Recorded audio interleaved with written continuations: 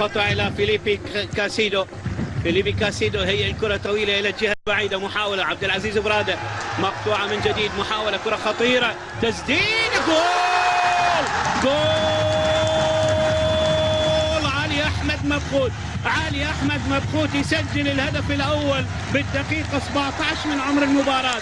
علي أحمد مبخوت يسجل الهدف الأول لفريق الجزيرة الإماراتي. لاحظ الكرة ملعوبة ترتد وكرة يكملها من خلف المدافعين القادم من الخلف. لاحظ الكرة ملعوبة من علي سالم وعلي إبراهيم، وبالتالي يكملها علي أحمد مبخوت بالدقيقة 17 ويسجل أول أهداف المباراة في لقاء اليوم، وهدف الشخص الثالث بعد أن سجل في شباك الشباب والريان أمام فرحة الإيطالي والتر زينجا. 1 الجزيرة لا شيء العين.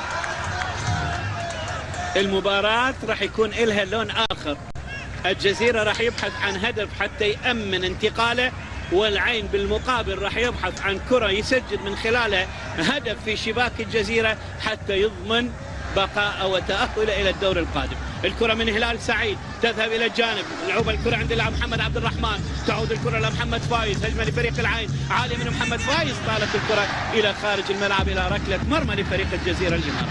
هذا هو هلال سعيد من عام 2011 عاد من الجزيرة وريت وجامبا أوساكا وفريق بوهانج ستيلر. والسد أيضا تغلب في كرة خطيرة. جول.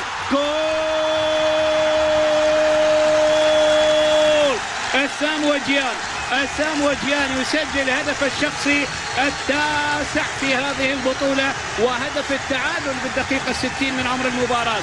أسام وجيان كما سجل في لقاء الذهاب يسجل في هذا اللقاء ويدرك التعادل لفريق العين الإماراتي ويضع العين في الدور ربع نهائي بأمان لحد هذه النتيجة.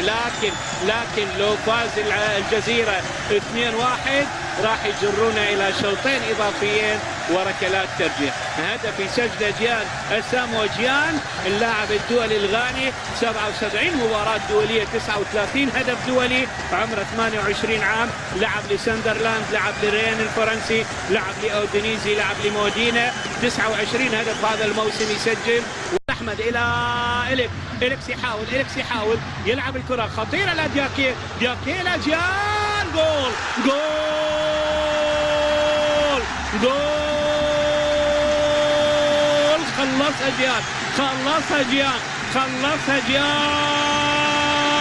خلصها وسجل الهدف الشخصي العاشر والهدف الثاني بالدقيقة 81 من عمر المباراة. الهدف الشخصي الثاني له والعاشر في مشواره في البطولة، يتصدر من خلال قائمة الهدافين، وهدف ثاني يقتل كل طموحات الجزيرة وعشاق وأنصار الجزيرة بكرة ابتدأها اللاعب محمد أحمد وهيئها إلى عمر، وبالتالي تعود إلى إليكس.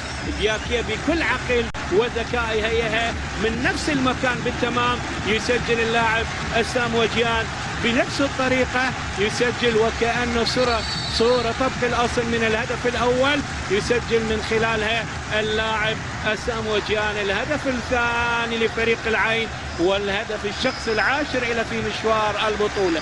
إذن